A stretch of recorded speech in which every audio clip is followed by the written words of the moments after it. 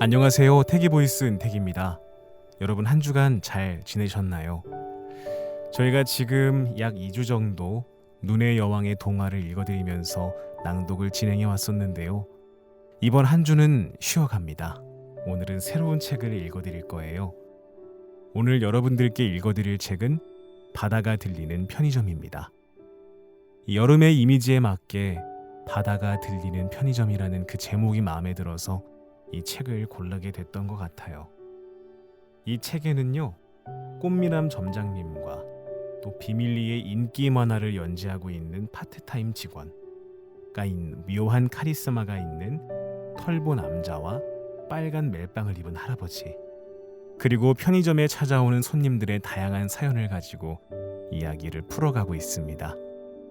오늘 여러분들께 프롤로그를 읽어드리면서 이 편의점에 대한 내용을, 이 편의점에 대한 궁금증을 여러분들에게 드릴 수 있으면 좋겠습니다. 그럼 이제 눈을 감고 귀를 기울이면 이제 시작합니다.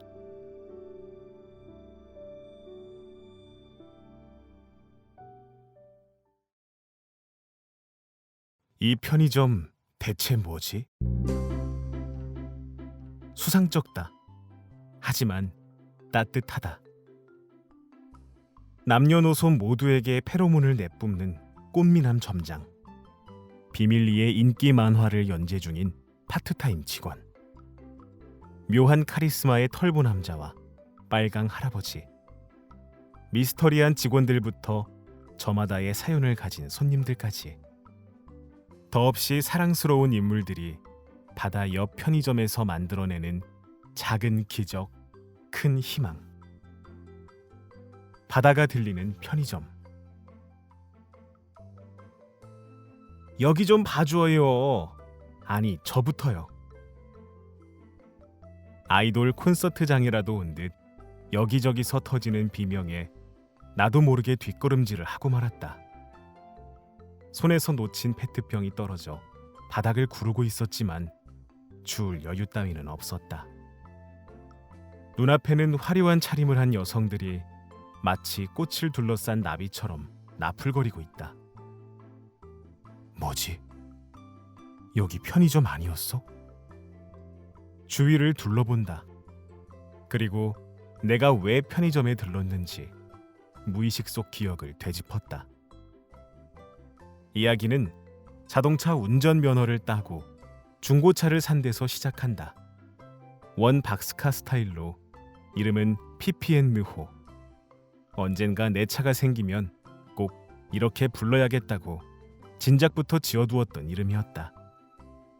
차가 생기면 부를 이름을 미리 준비했다는 점에서 알 수 있듯 나는 내 차의 커다란 로망과 직접 운전하며 드라이브하는 오랜 꿈을 가지고 있었다.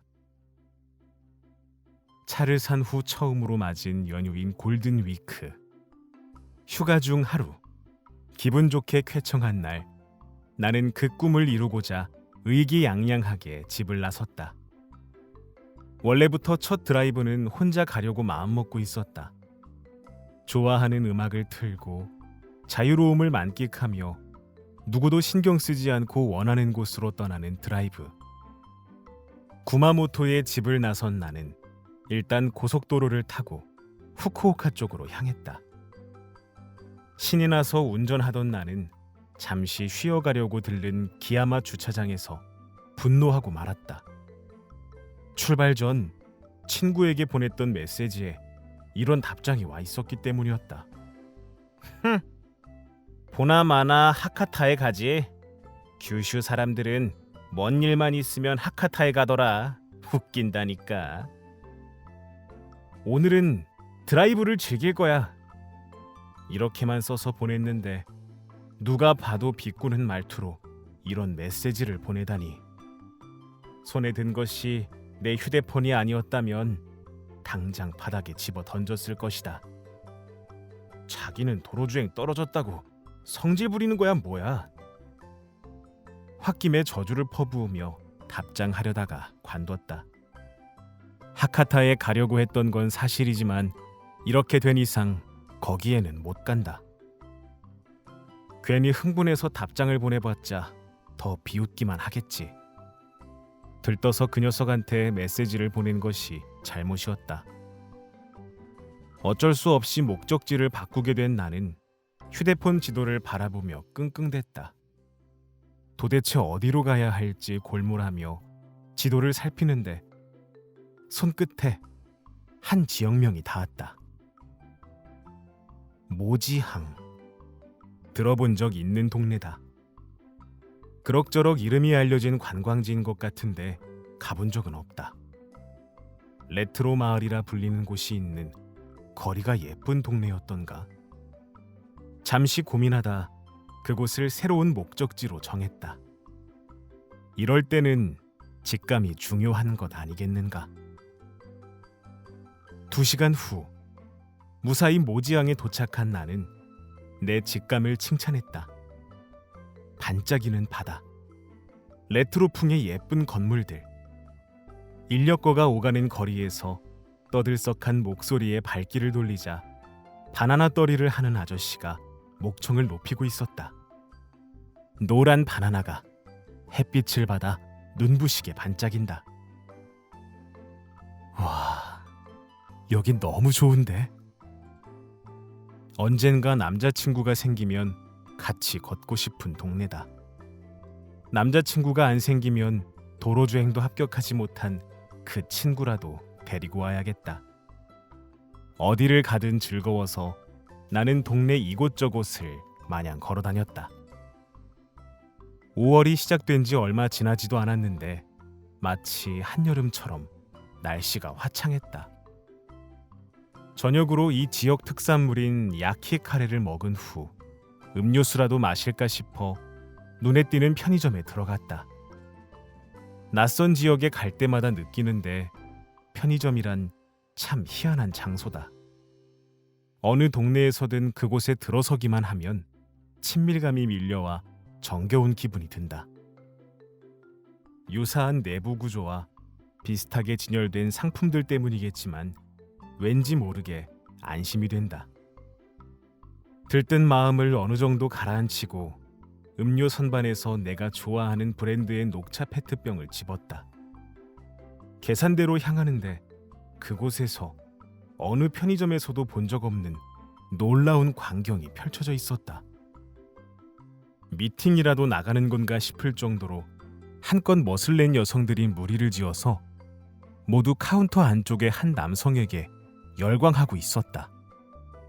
아마도 남성은 편의점 직원인 듯했다. 파스텔톤 핑크와 옅은 갈색이 어우러진 유니폼을 갖춰 입은 것을 보니 틀림없다. 하지만 그는 편의점 직원이라고 믿기 어려울 정도로 미남이었고 섹시함이라 불러 마땅한 무언가를 마구 뿜어대고 있었다. 영화 촬영이라도 하는 건가? 기타 큐슈가 촬영지로 유명하다는 이야기를 들어본 적이 있기는 한데 아무리 둘러봐도 촬영팀은 보이지 않는다. 그때 문제의 남성 직원이 부드럽게 미소를 띠며 말했다. 늘 감사해요. 오늘은 뭔가 분위기가 달라진 것 같은데요. 어머, 점장님. 저를 유심히 보셨나 봐요. 실은 립스틱을 바꿨거든요. 아, 그러셨구나. 평소보다 더 예뻐 보였던 게 바로 그 벚꽃색 립스틱 때문이었군요. 점장님, 저 좀 보세요. 저도 오늘 네일 새로 하고 왔단 말이에요. 여기 봐요. 정말이네요.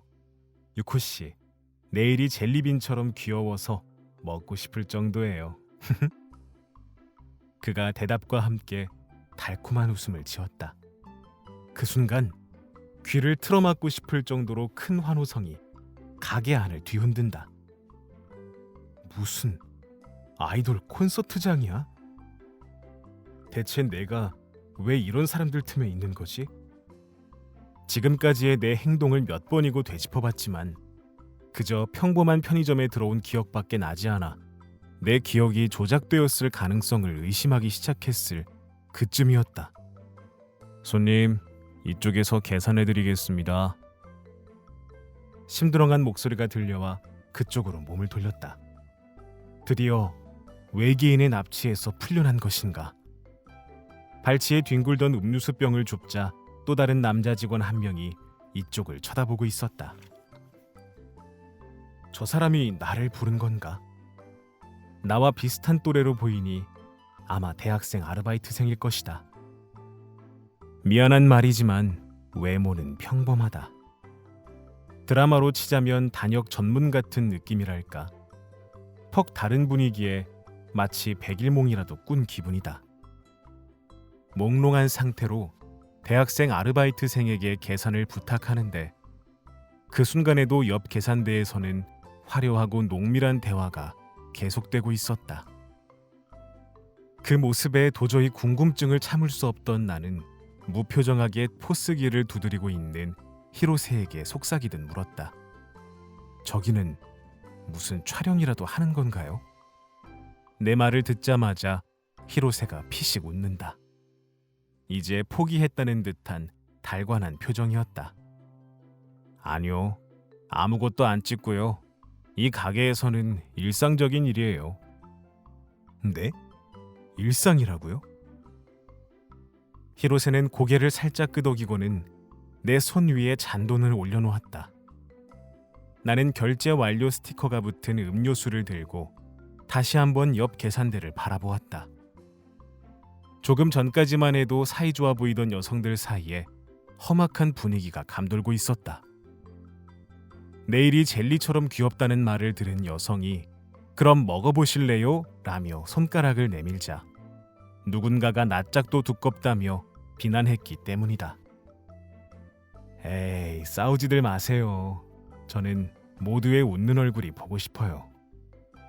남성이 곤란하다는 듯 말하자 여성들이 억지로 웃는 얼굴을 만들려 애쓴다. 다른 경쟁자에게 지지 않겠다는 듯 여유 있는 척 미소를 띠려 하면 할수록 입가의 경련이 심해진다. 이건 분명 학교에서 종종 목격하던 여자들 사이의 신경전이다. 그런데 이런 일이 일상적으로 벌어진다고? 재차 확인하려 히로세 쪽을 쳐다보자 입을 다문 채 가만히 고개를 끄덕거린다. 말도 안 돼. 조금 더 구경하고 싶은 마음이 없지는 않지만 슬슬 구마모토로 출발하지 않으면 한밤중에나 집에 도착하게 된다.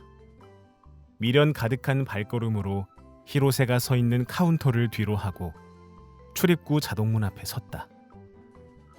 감사합니다. 밖으로 나온 순간 히로세가 아닌 다른 사람의 목소리가 들려와 고개를 돌렸다. 예의 남성 직원이 나를 보고 미소 짓고 있었다. 마치 등의 깊숙한 안쪽, 피부와 근육으로 둘러싸인 신경을 직접 어루만지는 듯한 그 시선에 움찔하고 말았다. 또다시 떨어뜨린 음료수가 대굴대굴 굴러간다. 주차장 한가운데까지 굴러가 버린 병을 서둘러 줍고 다시 가게 안을 쳐다보는데 아직도 나를 보고 있었다. 도톰한 입술이 부드럽게 휘어지는 모습에 심장이 크게 뛰었다. 또 찾아주세요. 작지만 선명한 목소리가 내 귀에 닿는 순간 마치 우리 사이를 갈라놓는 듯 자동문이 닫혔다. 이 편의점 대체 뭐지? 나는 주차장 한복판에 그대로 멈춰섰다. 가게로 돌아가야 하지 않을까? 지금 느낀 이 감정의 정체가 무엇인지 알아내야 하는 것 아닐까? 하지만 다시 들어갔다가는 바닥이 보이지 않는 깊은 늪에 빠져버릴 것만 같은 예감이 든다. 이를 어쩌면 좋아. 자동문이 열리는 소리에 움찔한다. 혹시 나 따라 나온 거 아니야? 자, 싸우지들 마시고 얼른 집에 가세요. 가게에서 나온 이는 오뚜기처럼 땅땅한 근육의 할아버지와 아까 그 여성들이었다. 할아버지는 하얀 탱크톱에 빨간 멜빵 바지라는 희한한 복장으로 남다른 박력을 뿜어냈다. 살 거 샀으면 집에 좀 가자고요. 예? 할아버지는 큰 소리로 말하고는 희죽희죽 웃었다. 사람 하나쯤은 거뜬히 먹어치울 것 같은 위압감에 여자들이 비명을 지르며 뿔뿔이 도망쳤다. 낄낄거리며 그 모습을 바라보던 할아버지와 눈이 마주쳤다. 어라? 하며 한쪽 눈썹을 올린 할아버지는 아무래도 나를 그 무리 중 한 명이라고 생각한 모양인지 한층 더 목소리를 높여 소리쳤다. 집에 가시라고요. 갈 거예요. 이 편의점 대체 뭐지? 이 편의점 대체 뭐지? 꽃미남 점원으로 사람을 유인할 때는 언제고 괴물 같은 할아버지한테 쫓겨나다니 당최 뭐가 어떻게 된 거야? PPN 노호를 세워둔 주차장까지 전력 질주했다. 뛰어가는 도중에도 머릿속으로 언제 또 여기 올지 생각하고 있는 자신을 발견했다. 또 찾아와 주세요. 그의 미소를 다시 한번 보고 싶다. 그 웃는 얼굴의 본질을 파헤치고 싶다. 이런 게 바로 사랑일까? 하지만 그 할아버지를 또 만나기는 싫은데. 아니지. 아무리 그래도 이것이 사랑인지 아닌지는 확인해야 하지 않겠어? 엄청난 속도로 모지양을 달리며 불현듯 덮쳐온 사랑의 마음에 대해 고민하는 나였다.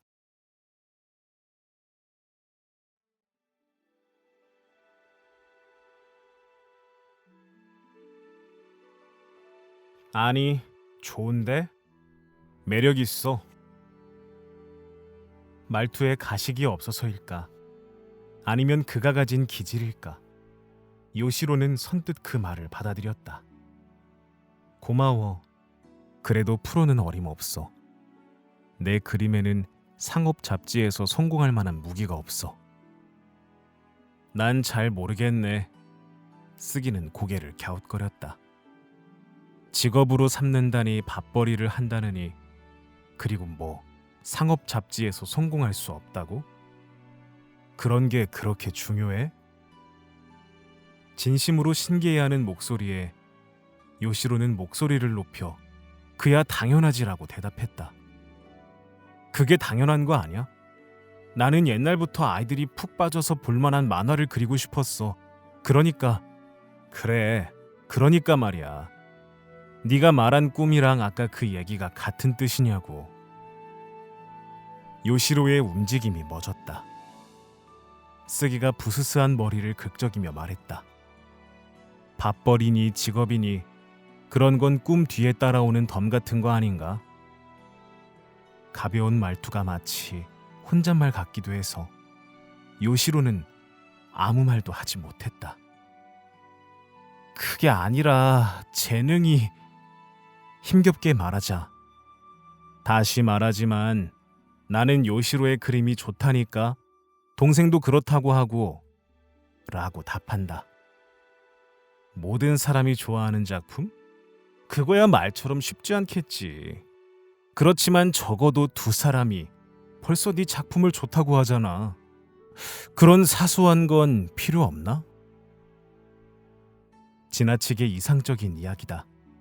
하지만 되받아치지 못했다. 말이 나오지 않아 엄한 스케치북만 뒤적인다. 예전에 만화에 푹 빠져 그렸던 그림들을 눈에 담는다. 그러던 중 갑작스레 쓰기가 하고 큰 소리를 냈다. 다급하게 길가에 차를 세운다. 무슨 일인가 싶어 쳐다보자 반짝이는 눈으로 방금 그 페이지 다시 한번 보여줘 한다. 무슨 말을 하는지 알지 못한 채로 들춰봤던 페이지를 다시 찾았다. 뭐 여기? 좋네. 진짜 좋아. 네 그림에만 있는 맛이랄까. 자신의 그림을 보는 두 사람의 반짝이는 얼굴. 요시로는 자기도 모르게 웃고 있었다. 이런 표정이 보고 싶어서 그림을 그려왔던 것이다. 누군가의 감정을 흔들 수 있는 그런 그림을 그리고 싶었다. 가방 안에서 스케치북을 꺼냈다. 낡은 스케치북을 한동안 바라보던 요시로가 점장님 하고 말을 걸었다. 그새 퇴근을 한 건지 요시로의 엄마에게 받아온 무장아찌를 맛있게 먹고 있었다. 저기 점장님, 그리고 쓰기 씨, 내 그림이 정말로 괜찮나요? 물론이죠. 뒤에서 슬쩍슬쩍 보던 거라 주제넘게 평가할 수는 없지만 저는 그런 의미 없는 거짓말은 절대로 안 해요. 항상 그림체가 좋다고 생각해 왔어요. 자신의 그림을 보는 두 사람의 반짝이는 얼굴. 요시로는 자기도 모르게 웃고 있었다. 이런 표정이 보고 싶어서 그림을 그려왔던 것이다. 누군가의 감정을 흔들 수 있는 그런 그림을 그리고 싶었다. 어쩌면 그것이 꼭 소년 만화일 필요는 없을지도 모르겠다. 그림 계속 그려볼까? 무심코 뒤를 돌아보니 환한 빛을 쏟아내는 텐더니스가 눈에 들어왔다. 저 커피는 분명 나에게 용기를 줄 것이다.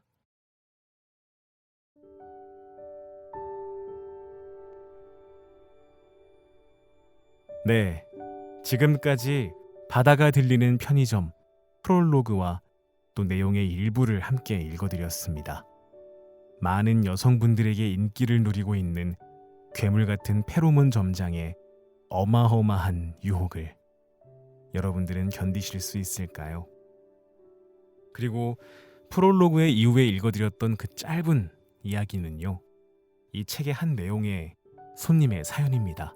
만화가의 꿈을 키우기 위해서 그림을 그리는 이 손님은 자기 그림에 확신이 없었던 손님이었는데요. 어린 시절 자신의 그림을 보고 좋아해주던 그 사람들에게 재미있는 만화를 선사하고 싶었던 오늘의 이 손님이 어느 순간 성공이라는 그 벽 앞에 옛날에 순수했던 마음을 잊어버리고 계속해서 성공을 쫓아 살아갑니다. 그러다가 한두 명 자신의 그림을 좋아해주는 사람들을 발견하면서 다시 자신의 순수했던 마음을 되찾고 포기하려고 했던 자신의 꿈을 다시 일으켜 세우는 그런 모습을, 그런 과정을 여러분들에게 들려드렸습니다. 여러분은 꿈이 있으신가요? 저도 꿈이 있습니다. 여러분의 꿈을 함께 응원하겠습니다. 여러분도 저의 꿈을 함께 응원해 주시면 감사하겠습니다. 함께 응원하면서 또 화이팅하고 또 한 주를 힘내시기를 소망하겠습니다. 네, 그럼 저는 오늘 여기서 마치도록 할게요. 지금까지 태기보이스 은택이었습니다. 감사합니다.